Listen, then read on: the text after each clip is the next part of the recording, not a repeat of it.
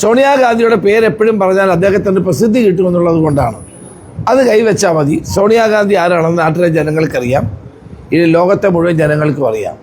ഒരധികാര സ്ഥാനവും സ്വീകരിക്കാതെ ത്യാഗത്തിൻ്റെ പ്രതീകമായി ഇന്ത്യൻ രാഷ്ട്രീയത്തിൽ ഉയർന്നു നിൽക്കുന്ന നേതാവാണ് ശ്രീമതി സോണിയാഗാന്ധി.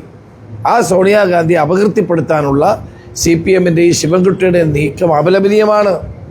അത് ജനങ്ങളൊന്നും അംഗീകരിക്കുന്ന കാര്യമല്ല. എവിടെയാണ് സോണിയാഗാന്ധി നിൽക്കുന്നത് എല്ലാവർക്കും അറിയുന്ന കാര്യമല്ലേ? അപ്പോൾ CPM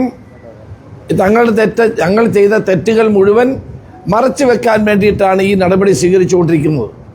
അപ്പോൾ അതുകൊണ്ട് അതൊന്നും ജനങ്ങൾ വിശ്വസിക്കുന്നില്ല.